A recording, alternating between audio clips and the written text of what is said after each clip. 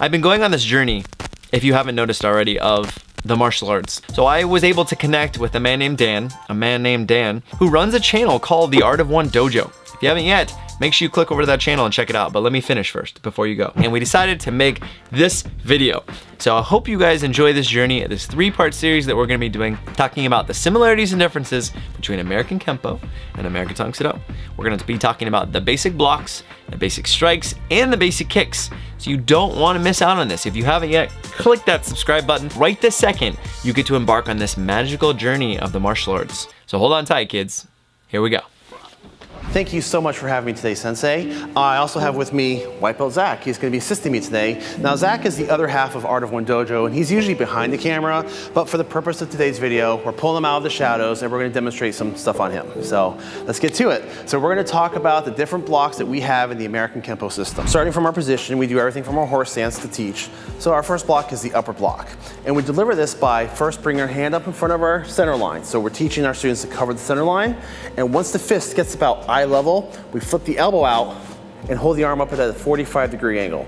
And what this does is it creates an angle of deflection. So if somebody were to come in with an overhead attack, the arm comes up and flips, the attack will glance off, hopefully. Sometimes you see stick techniques come in where we actually are defending against a stick.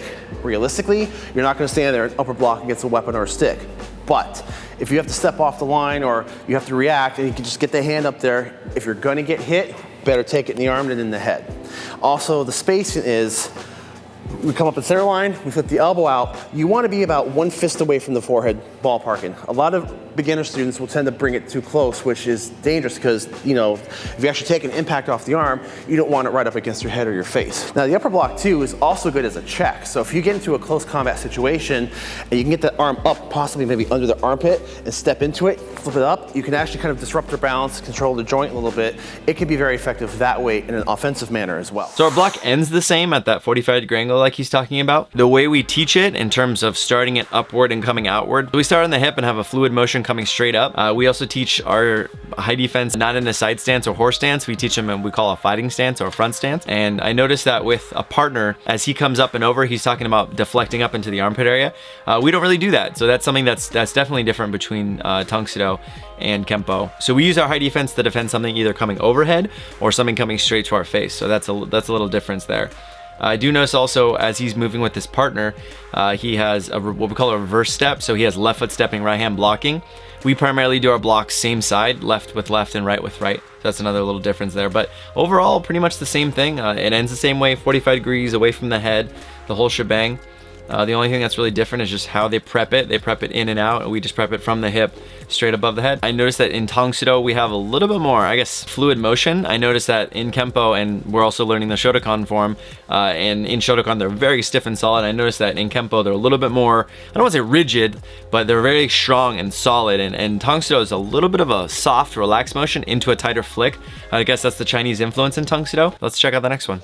Now from there we have the inward block. So where the upper block covered our center line and went up, the inward block drops down and goes across. So basically a round punch or a straight punch or something coming at our face, we throw that inward block. And we have hammering, so if our hands are up, it does a hammering motion, so we just drop down into the block. Or if we're caught by surprise, it's a thrust and a strike. And I say strike because we consider all of our blocks strikes. So it's when force meets force with the intent of causing harm. So I'm not just trying to stop an arm coming at me, I'm attacking it. I want to do damage to that arm, especially along this radial nerve in the arm. I want to strike that. So mechanically speaking, we imagine ourselves inside of a box. So here's our corners. So imagine you're holding a stick or a knife and you want to stab the corner of that box. So I'll even teach the kids, I'll give them a stick in their hand so they actually kind of use that as a frame of reference. So eye level, across about 45 degrees, good solid hammering strike. And the inward block is also an offensive move. You see a lot of hammer fist strikes in our techniques.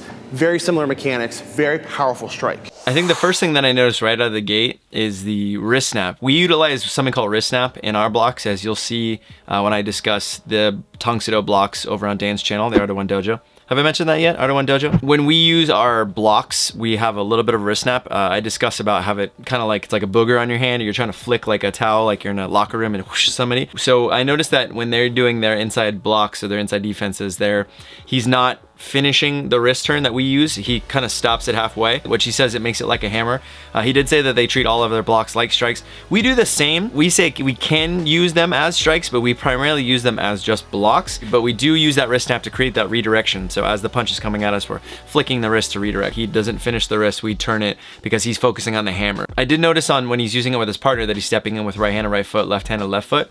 So that did change. I did notice also there's a turn of the chest. When we step in, we don't turn our chest as much. It depends on if we're shifting, then we would be going into a back stance then shifting into a front, but he's primarily just using the front stance. I noticed their front stance is a little bit different too. I have noticed in Shotokan, I guess their front stance is a little different too. We have our toes, the front toe is completely straight and the back one's about a 45.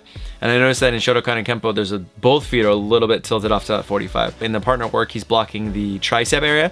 We generally block the wrist area because if someone has the punch or the weapon in their hand, we're focusing on defending that and we don't want the hinge. He is showing that with the partner work that if you do block the wrist, there is the possibility of catching an elbow, which obviously we don't want to do because we like our face the way it is, right? All right, let's check out the next one. There we have our outward block. And the outward block, just like the inward block, blocks and defends against punches coming towards our head. So very often a round punch. So hand comes up, goes across the center line, and rotates outward. And we get this rotation here, again, for a strike. We're not just placing it there, we're doing this little twist to get a little bit of a snap to it, oomph to it. And it comes just outside our center line. A variation of this we have is the vertical outward block. So this is the extended outward block, this is the vertical outward block. It's a vertical position straight up and down versus the extended, which extends from the body. And what this is less of a block, but more of a check. Someone throws a punch, we get the inward block in there, the vertical outward block would come from underneath and do more of a check against the arm, allowing you to do a counter strike or whatever move you want to do from that point. Okay. So this might be the biggest difference so far. We have what we call a forearm block. We have it in a couple of our forms. And in the forearm block, it's basically our knife hand block, but it's hand closed. So he's talking about that being the vertical or the outward block, which is this way. We do our standard outside defense or outside block with our palm towards us. He does it away. And then he talks about another one, a vertical one. This is more of like almost like a shell that we do. Which is the outside defense close. So we do our outside defense just like this, further away than he's talking about. I think he's mentioning it like a fist distance away. We go a little bit further out, more of an obtuse outward angle here. I mean, I guess they're same, but they're different, but we call our outside defense, this is just our outside defense, but we do again have what we call a forearm block, which goes outward like this. He's just calling it a different name, but again, tomato, tomato. But I did notice that, I don't know if you caught that in the beginning, he is talking about flicking the wrist, which is what we do. It just came a little bit later in the game, so thanks a lot, Dan. Making me look like a fool in the earlier reactions there. So there is wrist snap happening. Maybe it's just only on certain blocks that they wrist snap, I'm not sure. We have to talk about this. Again, blocks are pretty much the same. The interpretation is a little different. How he's interpreting it versus how we interpret it. Let's check out the next one. Next up, we have our downward block. Downward block is generally applied to kicks, right torso or belt level. Below the belt, we don't try to block with our hands. You use your legs for checking at that point because you don't want to be reaching down too low. You're leaving your face and other vitals open. So the downward block from this position basically comes up, across, and it sweeps downward in a hammering motion. So when that kick comes in, you want to kind of strike that leg and guide it off the line of attack, hopefully disrupting your balance, giving you an opportunity to strike. Now, we teach the kids the touch. So we tell them touch down, and that teaches them to get the arm across, sweeping the body. Otherwise, they have a tendency to just drop that block straight down. You want to sweep, you want to cover and protect your center line. Now we go back, teaches you to put your weapons away, so you're not just hanging it out there when you're done, you're actually returning your weapons, but you're also guarding and protecting your kidney area and your lower floating rib area. So you're from this position, you bring that back as a quick guard, quick check. Now the push down block, hand up, palm upward, rotate over, and we thrust downward using our palm heel strike. Now this is often taught for defense against knee strikes. Personally speaking, I don't find it that effective for knee strikes because they can be very, very powerful, and sometimes trying to catch it perfectly and not catching your fingers can be a little bit risky. What I like to use it for is actually kicks, like snapping kicks, like someone does a snapping front kick to my body or a side kick.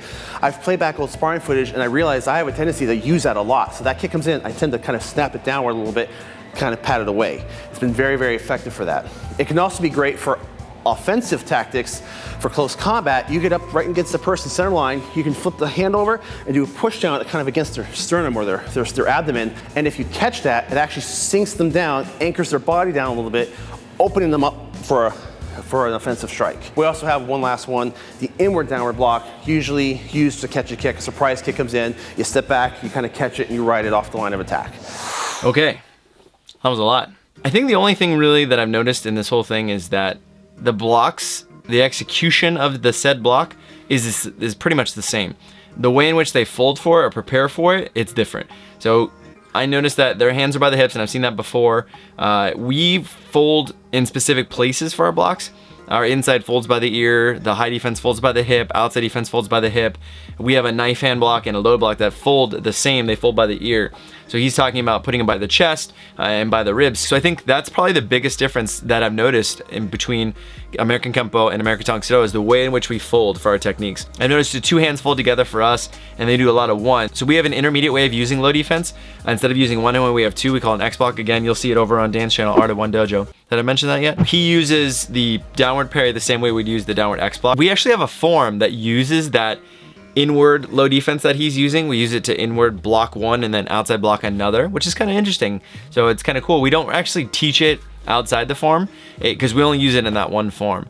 Traditionally, we only do this one. So I guess you got me there, Dan. You have three different versions of that low block you teach to beginners, and we only have the one. So 1 point for Gryffindor right there. Let's check out the next one. From that point, we have parries. It's really just two that we use mainly in Kenpo, and that's the inward parry and the outward parry. Now, where blocks are force meets force, parries kind of ride and guide it away. So they're kind of quick actions. Hand comes up, meets the weapon, and pushes it off the line of attack.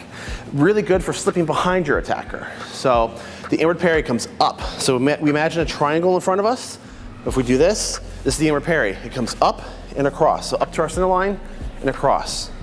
Whereas the outward parry comes up and rides on the outside. And these together are very effective for like a trapping motion. I love using this as a trapping motion. It's a really quick reaction. I've actually used it before. It's come in very handy. So parries are actually one of my favorite defensive techniques because they're very versatile. You can actually do a lot of trapping. You can get behind your attacker. Very, very effective. Thank you very much. Those are our basic blocks that you see in the American Kenpo system. I really should have waited till the end to do each of these discussions here, because in this particular outward parry that he's using is exactly what our knife hand, well, I won't say exactly, but again, potato, tomato. It's pretty much what our knife hand defense looks like. So he has an inward parry, which we teach to our yellow belts. When we start sparring, we talk about parrying across. So we don't teach that as a basic for our white belts. The outward parry, to me, looks like our knife hand defense in a sense. He's using it more this way. We push it a little bit more out. All of our blocks don't just touch. We're using it for redirection. That's our main prerogative, as I think Christina Aguilera, Britney Spears said in one of her songs. That's pretty much where I learned the word. And he's also talking about trapping it, which that looks really cool. We don't really do that. We don't have anything like that. I think I might steal that from you, dude.